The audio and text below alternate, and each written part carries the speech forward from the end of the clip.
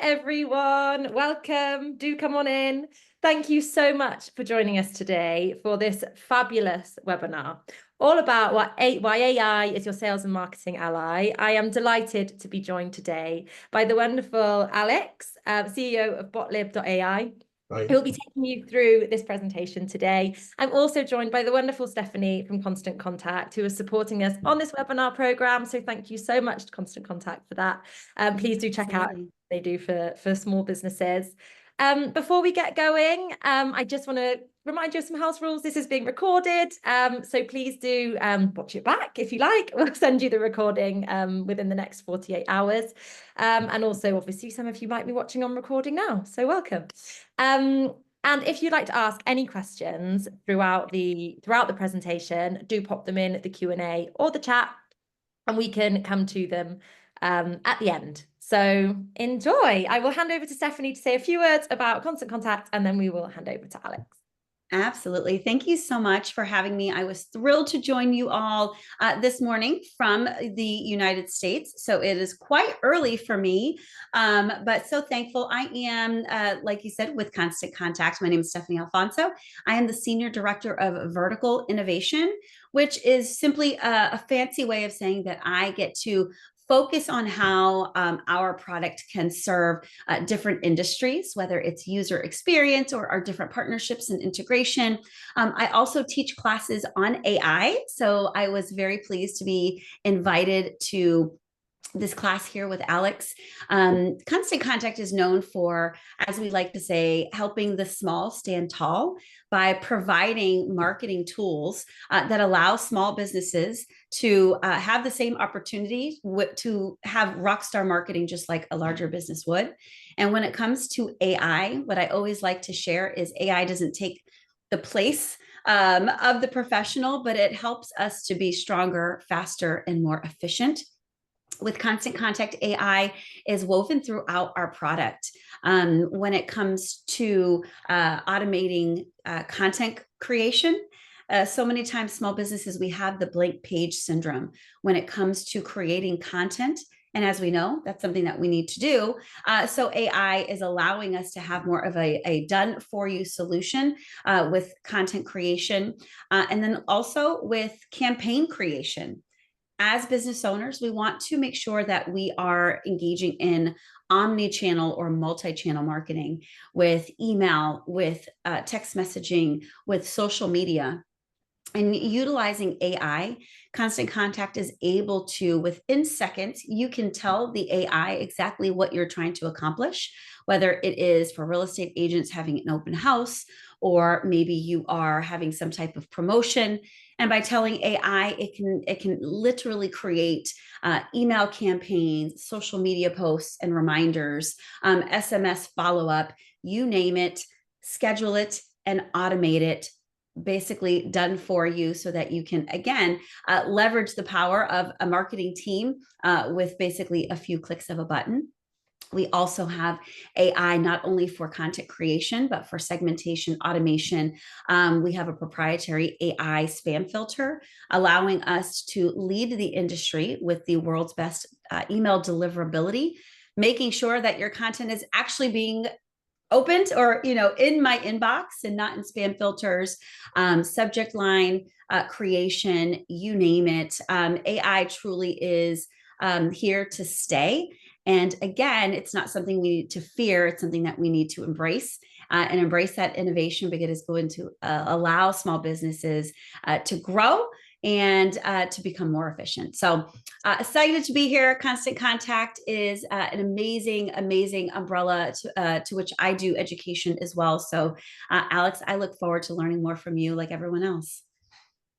Yeah, likewise, Stephanie. Thank you for that introduction. So just as a brief summary, because I know time's limited today and I want to give as much value to all of you small businesses out there. This presentation is going to summarize why you need to get to know AI, how it can streamline your business, give you different insights, strategies, improving conversion rates, and with chatbots as well. This link with the QR code, it's just a link to bring up some different resources. Some of those resources are to do with prompts in the presentation. So anyway, let's get straight into the presentation because it's something I'm very excited to get into. So yeah, next slide, please. Okay, so just briefly, this is what's going on, right? In the world, globally, there's a lot of investment going on into the Internet of Things and into AI. For example, 24% globally, the UK is lagging behind here. And this is a bit of a contradiction because we're number 2 or 3 in the world for research into AI, but actually for investing, we're lagging behind. So perhaps we need to do better. Next slide. In terms of AI adoption, so at the moment, a third of UK businesses are using AI in some form and considering how to implement it. And yet again, in the US, you've got 95% of the top 500 companies which are already using AI. So, as a small business, we can be very maneuverable. We can adopt technologies quicker than big companies. But then we also need to think about how can we be productive and remain efficient. So next slide. So why do small businesses need to pay attention to AI? This is the crux of it, right? So let's just get into it. Ultimately, the value could be summarized as improving your lead generation, giving better customer insights, improving operations, and ultimately that comes into being competitive. Now, fundamentally, this is the kind of ironic thing here, right? It's called artificial intelligence. It's not necessarily intelligent. It's actually just a dressed up way of saying machine learning. And you might be thinking, well, what is machine learning? Think of it simply as a way to recognize patterns and what that comes down to in terms of value. We all use Google search for a very long time. That's a form of machine learning. Now what's happened is you could think that that program has been improved a lot. It's been put in our hands in terms of ChatGPT, and now people are searching for things through that kind of code. And how that value feeds into your business is it means you can hyper-personalize messaging, you can find information better and more efficiently, and you can come up with some kind of generation in content. Okay, next slide. So these are tools that I'm currently using in my business. First off, let's start with Perplexity. So I imagine some of you in the audience are already using Perplexity. I don't think ChatGPT is necessarily the best AI to use. I like Perplexity because it can give me the sources of those answers. And that's the key thing, right? The AI can come up with any answer, but unless you have a source that backs it up, then it could be telling you kind of a lie, right? Crisp, I use this for audio. So like, let's say if I got my dog barking in the background, you're having a meeting and the kids are screaming or whatever, no one's going to hear anything. They will only hear your voice. This has been such a game changer for me. I've used it before AI was a buzzword, right? So it's really good. And it is free to start, by the way. Otter and Fireflies. So these tools will record your meeting notes. I find that Fireflies is especially good if let's say that you want to get some analysis on that sales call that you've had, or you've got sales teams and you want to figure out kind of why perhaps Sam is doing better than Alex when it comes to calls. It can give you a lot of insight. Calendly, of course, we all use this tool in some form, or at least I do. So next slide, please. Yeah, Stephanie's got her hands up. She uses it as well. Right. So prompt engineering. This is a fancy way of basically saying, how do you give it the right instructions, right? Because once again, AI is not intelligent. It relies on us to give it the right instructions. And this is just a simple comparison, right? If you give it very basic information, I want a marketing strategy for my company. Well, how does it know what industry your company is in?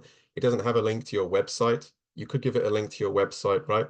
And then it's going to use that information to give you a better answer. So if you give it this kind of full blurb, which is, I'm the founder of blah, blah, blah, blah, provide me a strategy following my competitor, it's going to be a much better reply and response. Okay, next slide. And a formula, you could literally just take a picture of this, and then when you want to talk with the AI, you could follow this kind of structure. It's very rigid. Maybe some of you won't like to use a rigid structure, but we're all different personalities, right? Some of us like structure. Some of us prefer to play tennis when we talk with the AI. And that analogy of using tennis with the AI, let's say that you ask it a simple question, you get an answer, you just keep a dialogue going, right? And that's what I call playing tennis with the AI. Next slide. So fundamentally, the most important thing in any marketing or sales work is to do with messaging. If people don't know what problems you solve, they simply cannot buy from you. So now we're going to go into really what kind of instructions can we give to an AI to help us with that messaging. So yeah, this is just a very simple prompt I gave it. I want you to be my marketing specialist. Give me feedback on my messaging. And it said, okay, I'll be happy to do that for you. With these AI systems, you can upload documents. Not many people know that. You can copy and paste information. I think we all know that. You can give it a link to your website. Okay. I actually found this exercise really insightful because I know I could only screenshot certain information here, but the point is it did give me some really good feedback. It said I could do X, Y, Z to improve my messaging. And I think that's the key thing.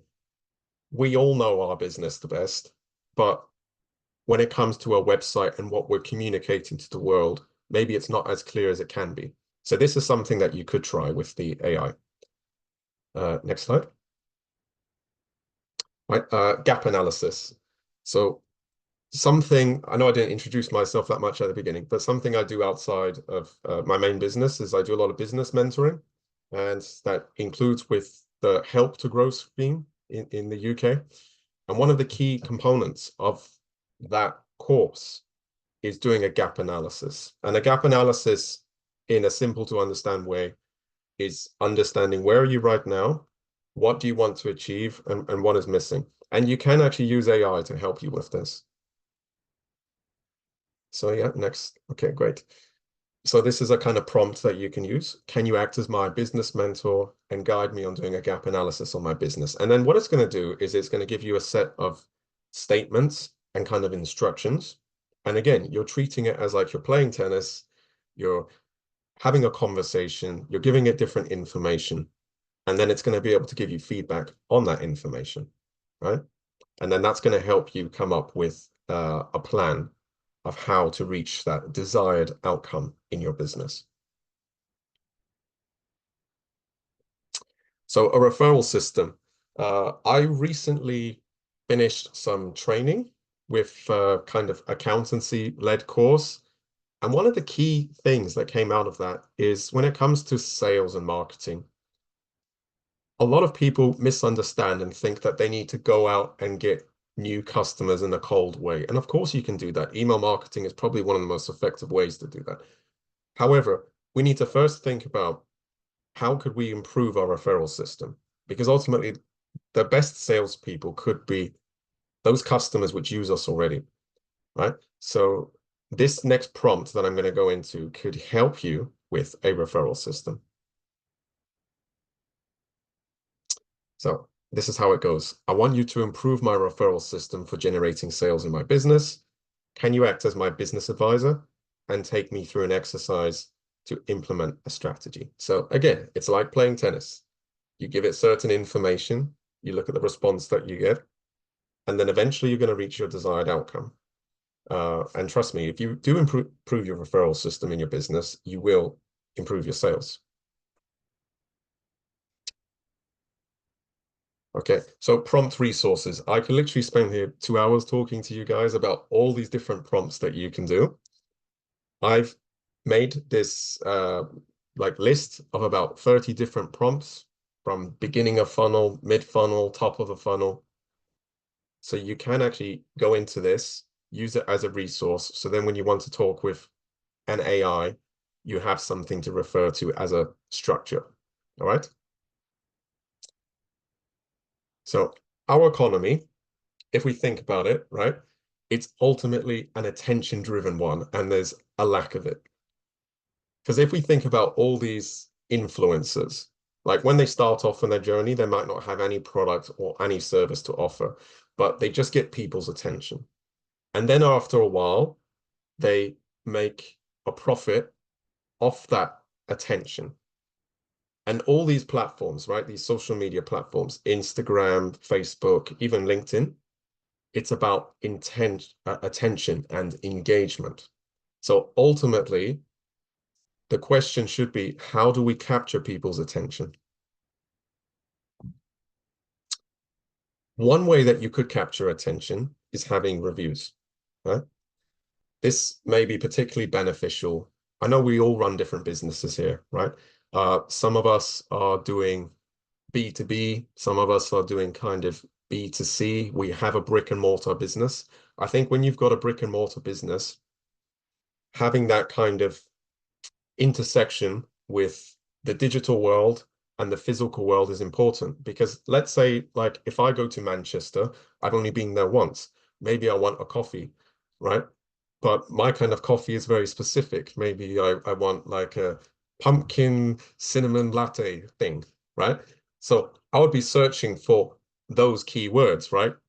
Pumpkin cinnamon latte, right? So reviews are important because it's a way for your physical business to be in a digital way. So when I search for you, I can find you. So yeah, next slide. So there is this product. It's free to try for a month, okay? And how it works is it helps your customers generate reviews. And it does use AI. So that's one function. The second function it does is to do with SEO optimized reviews. Because going back to what I said about the pumpkin cinnamon latte, right? Maybe there are lots of cafes, but you want to identify as a certain kind of cafe. And when people write reviews, more than 3/4 of the time, they're not writing anything. They're just doing 4 stars, 5 stars. They don't leave any comments. How Google works in terms of SEO is it picks up these keywords. And those reviews could be a way to improve your SEO. Okay, so that's basically what this product does. Next slide. And ultimately, what this then feeds into is you're going to be ranking higher than other businesses. So yeah, next. Right. And for the customer, this is how it could look for them. So I know that Tony and Guy are using them. You could have like a placard with a QR code on it. And then the customer scans that QR code. They have the option of either speaking to this link or clicking a few buttons and then clicking continue. And then that will generate a review for them. So once again, it helps you generate a review that is SEO optimized and more specific. Right, next.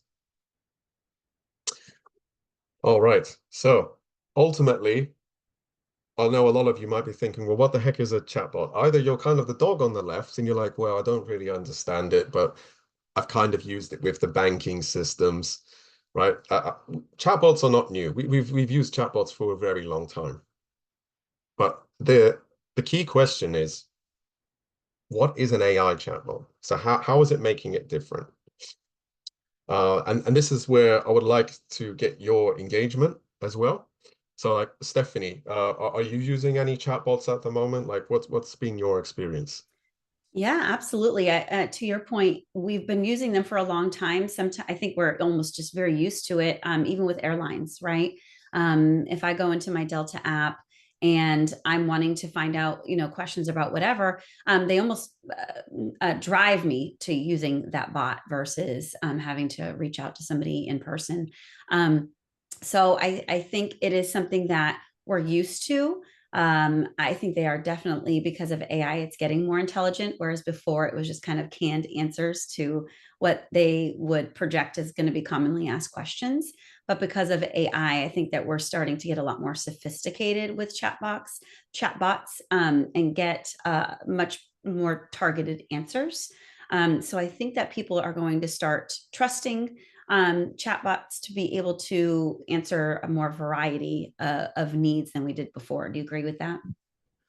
Yeah, I'll definitely agree with that. It's definitely a process, right?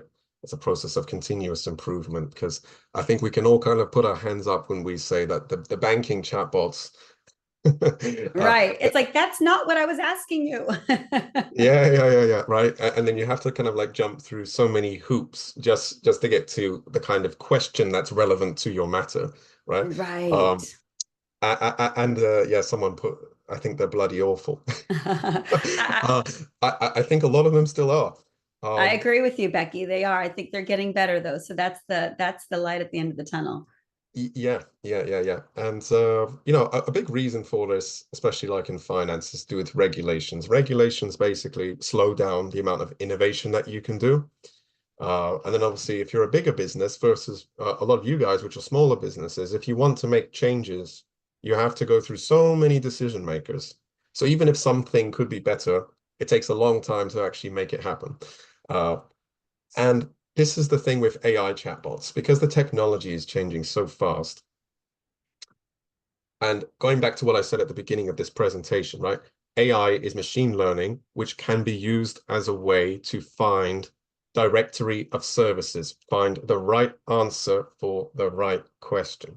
And if you design these AI chatbots in the correct way, then rather than having to ask 30 kind of irrelevant questions, you can have a conversation, right? And that's why you have these voice AI systems where you can very clearly say what your problem is.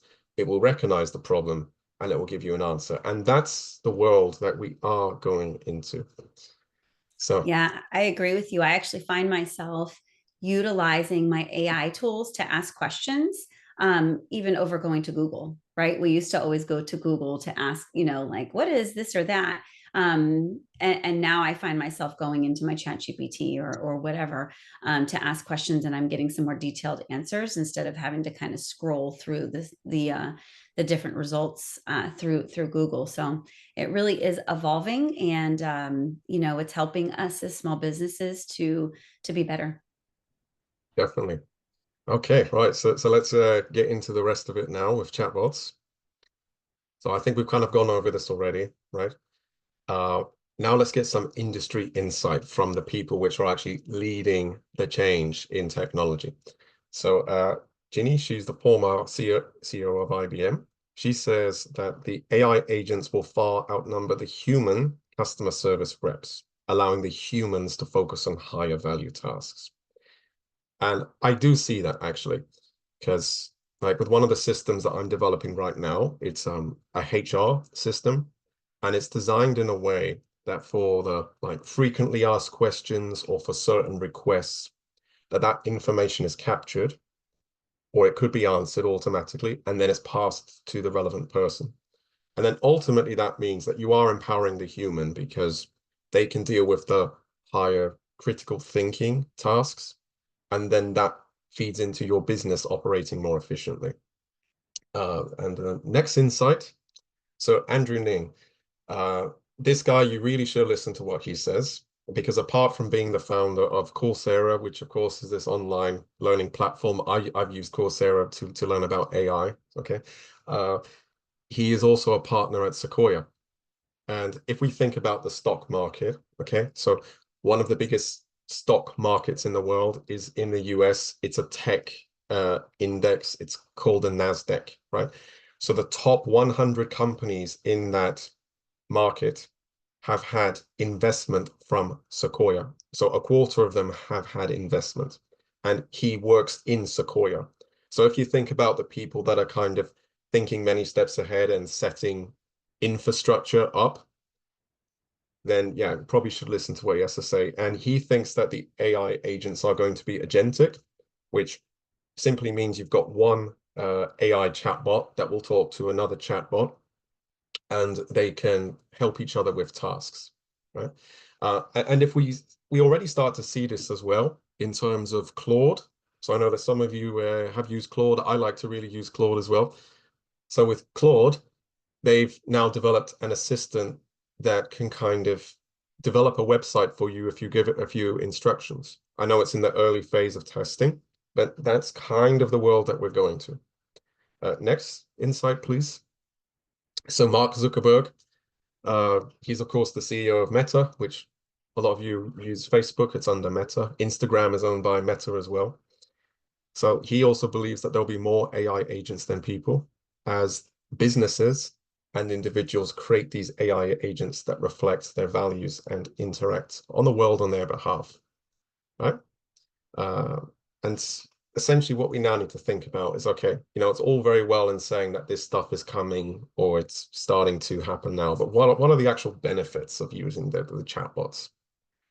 So ultimately it does come down to, it can help you save time and money.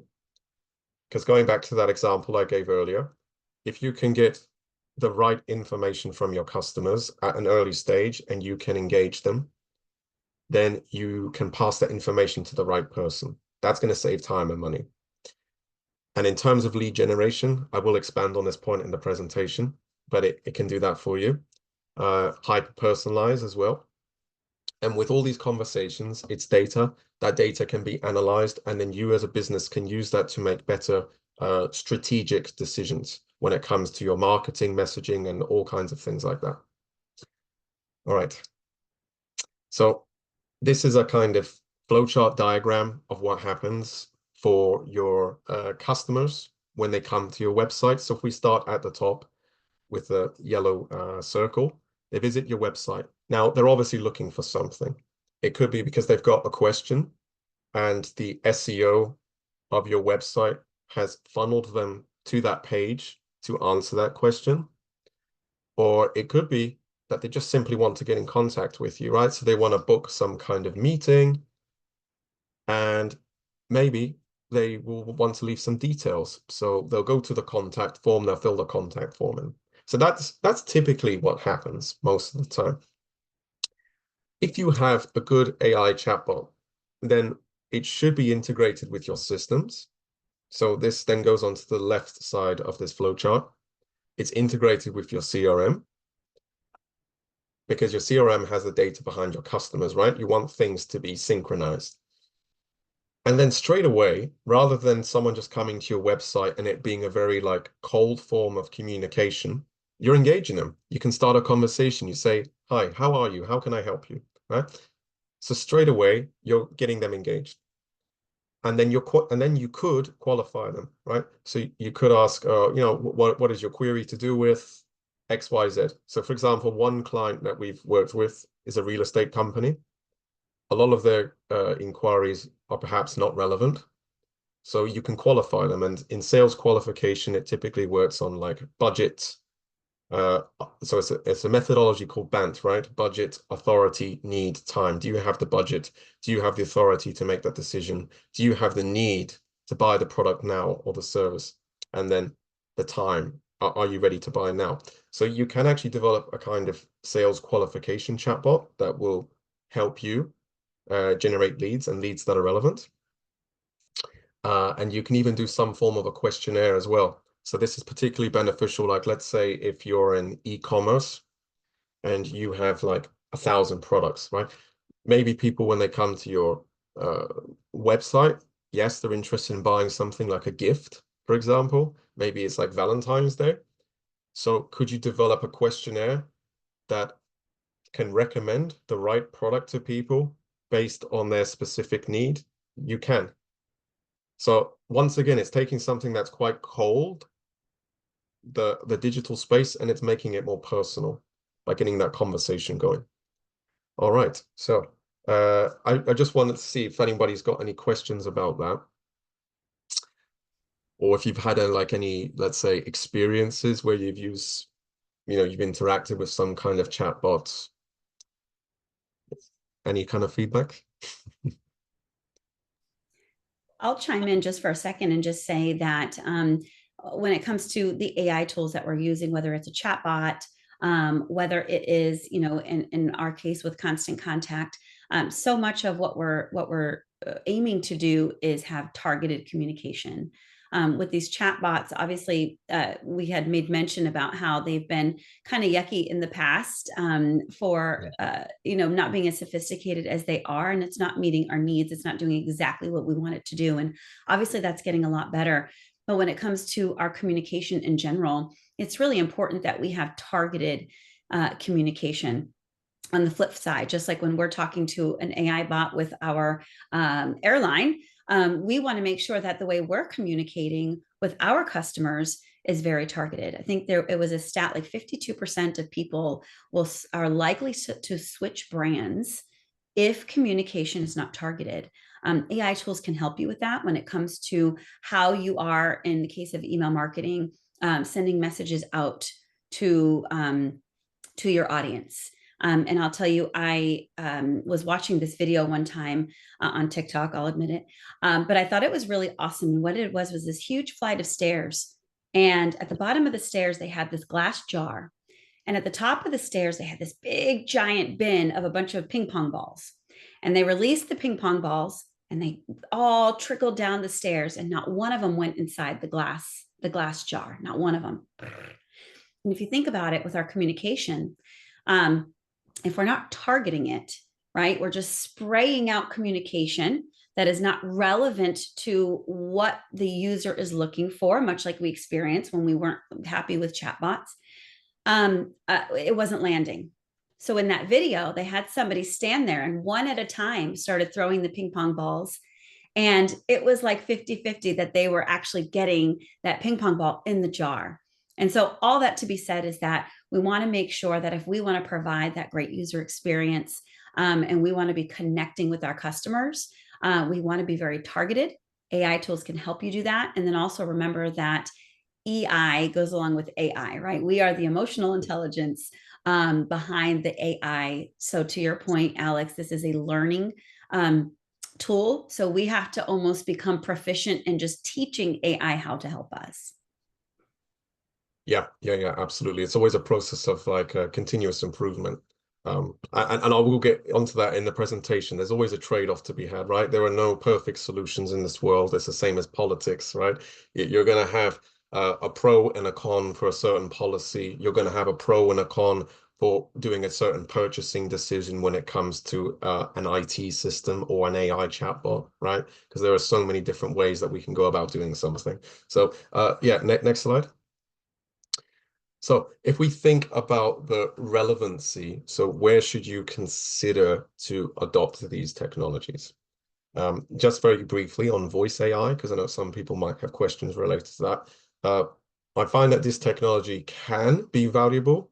Let's say if you had a large amount of incoming calls during unpredictable hours, because most people kind of work 9 to 5, right? And perhaps when they finish work, they might want to get in contact with you. You don't have someone to answer the phone. You could have a voice AI system to do that, right? And that's just a vocal form of a chatbot, but ultimately it's the same kind of system.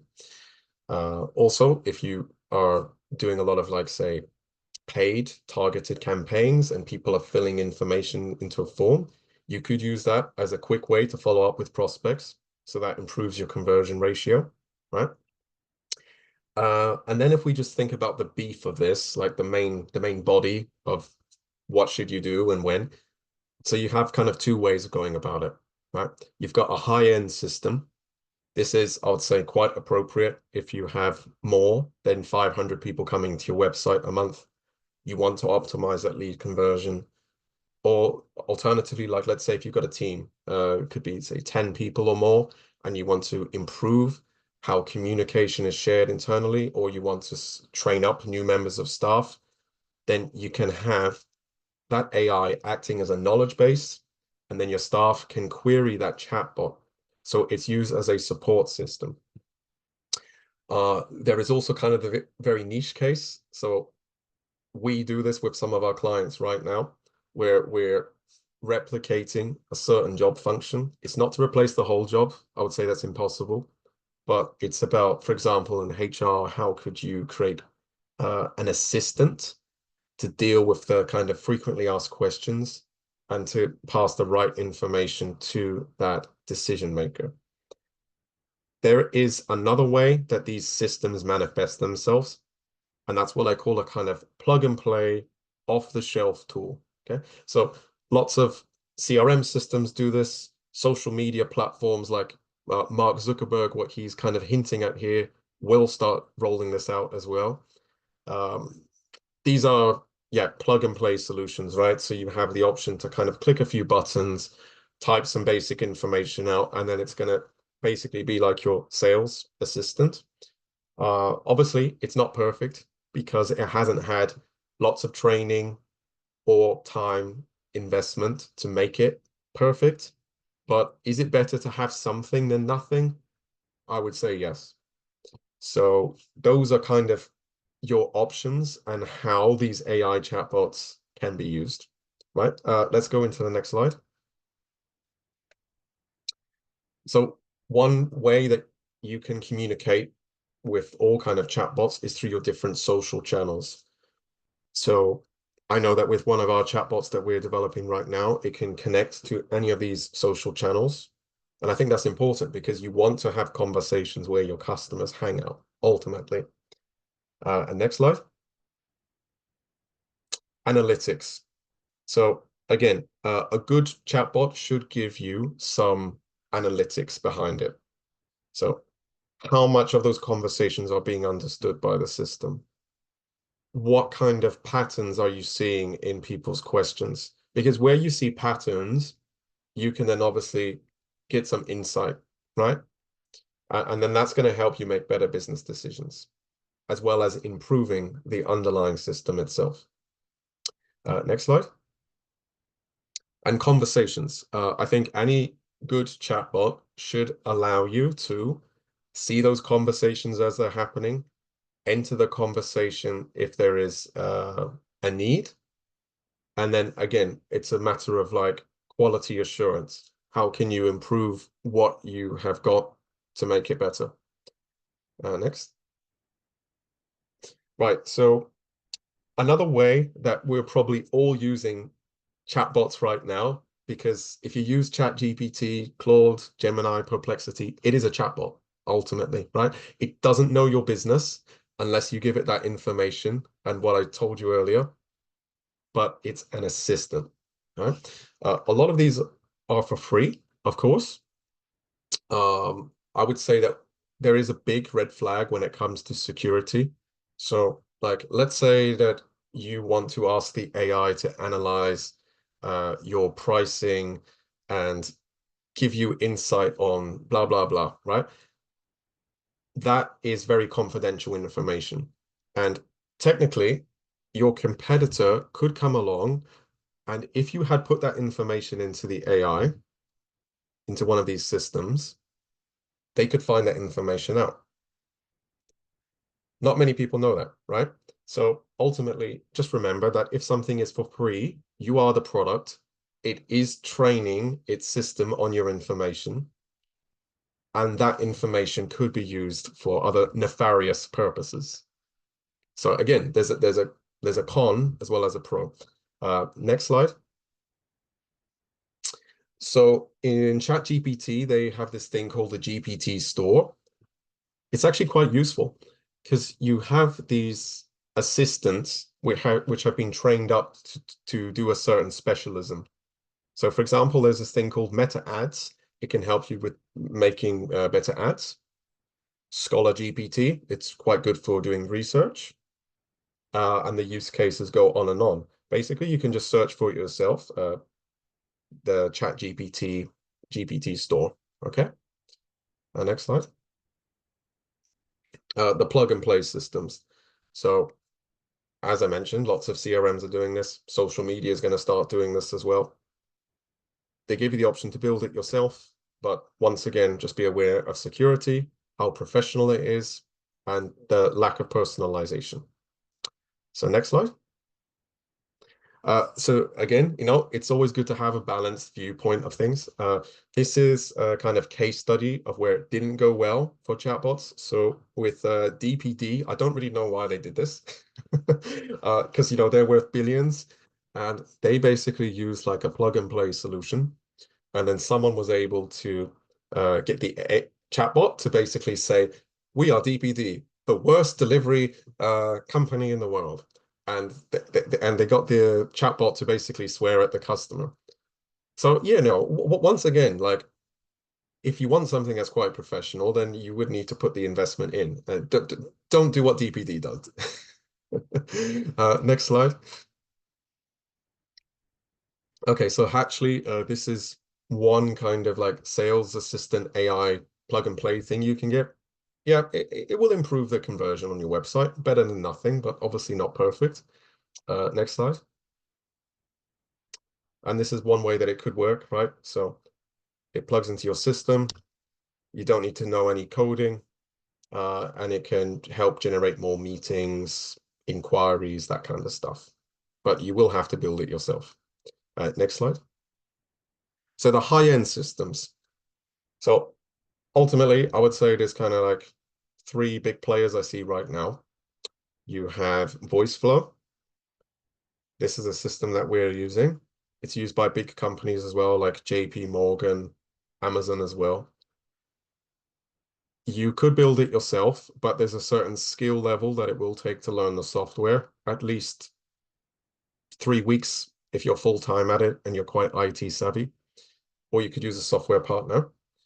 And that's kind of a similar story for BotPress as well, but I think VoiceFlow is better. You've also got Humble. So Humble is an AI system that is more for internal use cases. So like, let's say if you want to build out some kind of, internal support, training agent, it's really good for that. Okay, so there with the VoiceFlow. You can do these kind of complex workflows. It's more for developers, perhaps, than small business owners, I'll be honest with you. But it is a future-proof technology. And what I mean by that is a lot of software vendors, they try to lock you into something. And because the speed of innovation is happening so fast, it's important to be able to maneuver yourself. And they allow you to do that. So next slide.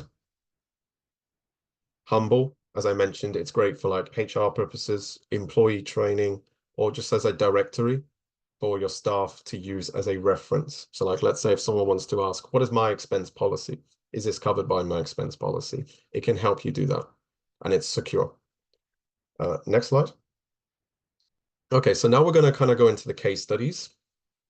So this is one way that the NHS is currently using chatbots. So they have this patient triage system, and it saves on average 15 minutes per patient because it's collecting that data, it's giving it to the clinical person, so they don't have to go through a series of questions. Yeah, that information's already in front of them. Right. Next slide. And in finance, Klarna is a buy now, pay later service. So they've actually used it to automate 3/4 of all the kind of inquiries that they get.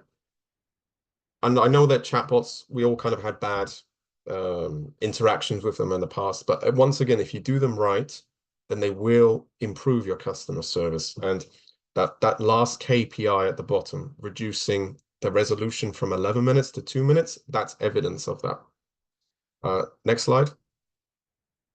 So Sanlam, they're a finance company based in South Africa. They have a huge amount of customers.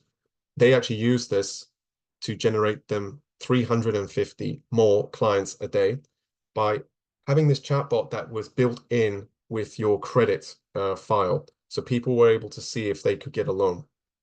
And again, it was a more personalized way of doing it. Next slide. So another way that you could use chatbots is if you get a lot of tickets. So typically people will leave a ticket with what their inquiry is regarding. And this kind of e-commerce company, they used it to automate 70% of all their tickets. And then the 30% of the tickets, the more critical thinking ones, were left for the people to deal with. And the next slide. Okay, so this goes back to what I said earlier regarding real estate.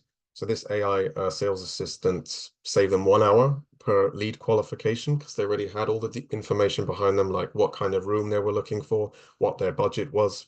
So it saved that back and forth, and it was multilingual as well. So, and that's the key thing, right? We don't just speak English. Many of us speak other languages as well, and perhaps your customers speak other languages. So you should have a system that can interact in multiple languages. All right, so we are coming near the end, and we'll be ready to take the kind of Q&A. So overall, you should know how AI can be used, the different use cases, the pro and the con of how you do it.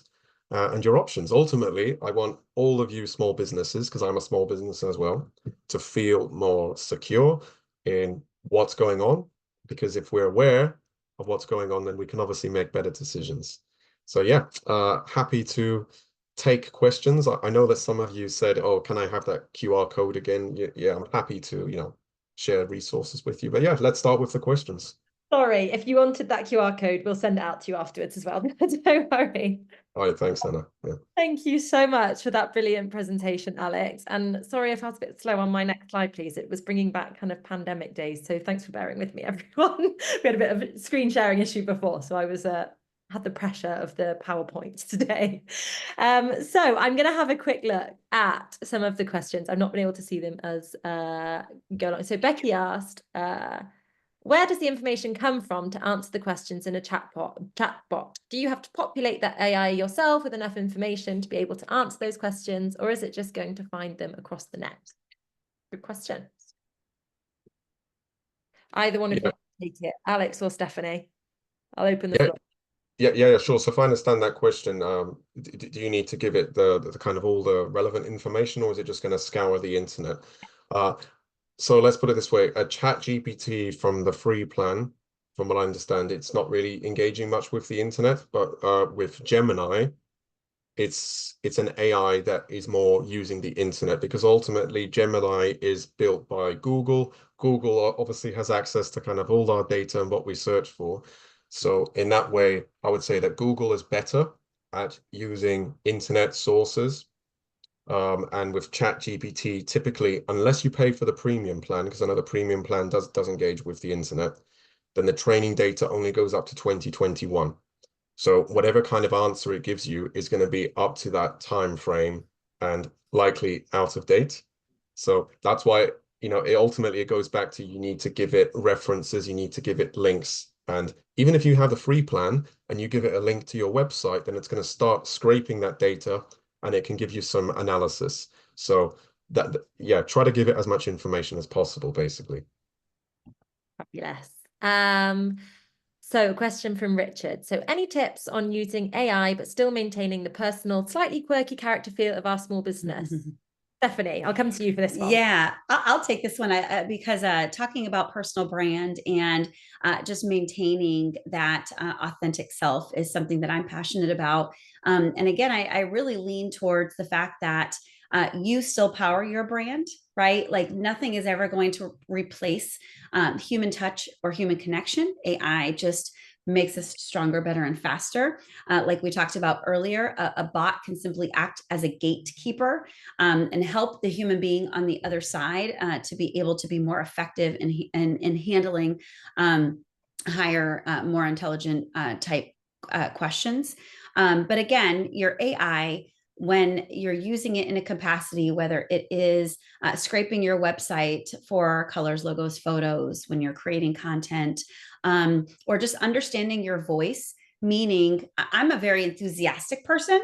And so I still chuckle, even though I teach this kind of stuff all day long, when I go to use it for something. And when I see it, I'm like, wow, it is like I wrote that. I do use exclamation points and I do speak in those kind of words. Whereas, it took a little bit of time for ChatGPT, for example, to really kind of understand, or the type of subjects that I talk about. I use this a lot in business, and I'll use my ChatGPT to help me to analyze a document, like you said, or, I'll say, can you explain this to me in XYZ? And it'll speak to me in a way that even I understand. But when it comes to how we're utilizing AI, when it comes to our brand and who we are, that is 100% in our control. And that is something that I think, to the next question, somebody says a futurologist said AI will overtake human intelligence. I think that AI is becoming very intelligent. And Alex, I'm sure you'd feel the same way, where it's almost a little bit intimidating. But I will almost always stand in the place of nothing comes in the way of human interaction. And you will always power who you are and how you make people feel. Yeah, absolutely. I totally agree with you and Stephanie, especially like your last statement. Because if we think about it, right, like AI is not intelligent. It's machine learning. It's recognizing patterns. It doesn't have consciousness. It's not self-aware. Right. Could you get an AI that can mimic some self-awareness, recognize smells based on different data? Sure, you could. But is it going to have original thought? No. And that's the thing. Like, even if you had a really good AI system that is so super intelligent, has an IQ of like 200, if you don't know the right question to ask it, you're not going to get the answer that is suitable to you. And I think that's the key thing, right? Like, and ultimately, we're all individuals. We have different backgrounds, so we have different perspectives and ways to see things. And that means that the interaction we're going to have with these systems is going to be different, right? So yes, it's about giving it the right inputs, which comes back to the human. So I don't think that the AI system will ever be leading the human. And if you've got critical thinking, then and you know how to use these tools, then you can actually empower yourself. I agree with that. And I think that's where prompt engineering is becoming such a major skill that we need to start to learn to acquire. I know that I've got some people on my content team helping. I do a lot of education for real estate agents, and they're eager to innovate and they're eager to expand their knowledge and utilize technology, but they get paralyzed. You get that paralysis by analysis where you're like, I really don't know how to prompt the AI. And so I think that's where, if you guys can even just start there and start just kind of practicing on, how to teach the AI how to help you, I think you'll start to get really good at it. And then the AI can start working more for you and it becomes less intimidating. Fantastic. I think those are such important points to make. I think it's easy to feel overwhelmed sometimes. Oh, the AIs, no, they know more than me forever, but no, it's like you say, it's never going to have consciousness or that kind of thing. So I think that's a really important point to make. Ashley asked if we're paying for if we are paying for ChatGPT, so does that then mean that we do not share our data? I think expanding as in, what I think they mean is that Yeah, then is the data yeah, shared? yeah. So your data is still being shared with them. The only way to not have your data shared with them, you literally just need to Google security requests ChatGPT, and there should be some kind of email contact. I've seen it before. There's an email contact that you can use, and you can send a security request for them to not use your data for training purposes. Very interesting. Mm. Very interesting. I saw an interest. So Alison asked, are there some examples of small businesses using this stuff? You referred to a few quite large companies. We're a tech savvy company, really looking to use the potential benefits. So just a few examples for small businesses, maybe. Well, I'll give a really good example as far as in real estate. That is an area that that's the industry that I come from. Before I came over to Constant Contact, was teaching marketing with real estate professionals, which are considered small business. And agents have a lot of the fears and trepidations that all small business owners have, as far as there's so much out there, they get overwhelmed. They are really concerned about legalities in the States, and probably in the UK as well, for housing laws and things like that, that they think, okay, can I trust an AI chatbot or an AI tool to actually create listing presentations for me, or this and that? But where I see that they're starting to get very comfortable with it is for content creation. Help me to create this social media post, or I want to create a newsletter. I'm seeing a lot of adoption of AI tools in those areas. In retail, for different promotional things with social media, I see a lot of folks starting to use that as far as just creating that content. They're getting comfortable learning how to prompt their AI tools. And then what I also think is funny is I think there's a lot of AI that we use that we don't even realize it. In Constant Contact, for example, AI is being used all throughout it, again, to make sure that our deliverability is first and foremost. We don't really realize that those tools are embedded in what we're doing. But I think that when it comes to brand and content creation, that's where I see most small businesses feeling more confident in usage. Fantastic. Thank you, Stephanie. We're running out of time, and I think we've covered, to be honest, there are a few different questions, but I think in your wonderful answers, both of you, you've actually managed to cover most of what people were asking. So thank you so much. Thank you so much, Alex, for that wonderful presentation. Thank you so much to Stephanie as well, for your insight and telling us about Constant Contact as well. It's been fabulous. Thank you so much to everyone for coming today. I can see that you've all got a load out of it from what I can see in the chat. Just a reminder, this has been recorded, so please don't worry that you'll be able to watch it again. You'll be able to access all the materials afterwards, so you can learn about AI to your heart's content and share it with your friends and everything. And so thank you so much for coming. Any final words from you both? It's so fine if you don't have any, but I hate to end the webinar with something in case somebody has something to say. Yeah, I would just like to say thanks for having me. I always find that when you're a teacher, you're also a student, because I had to kind of research a few of the things before I come to the presentation today. So yeah, I would say just don't be shy. Always think that life is a journey, and have that open mind to just be like a sponge. Learn new things. Don't be intimidated by it, right? So that's all I have to say. I agree with you on both points, Alex. I've learned from you. Thank you so much for that presentation. Small business owners, Constant Contact, we help the small stand tall, and that is via education as well. So to Alex's point, don't be afraid to innovate. Don't be afraid to try new things.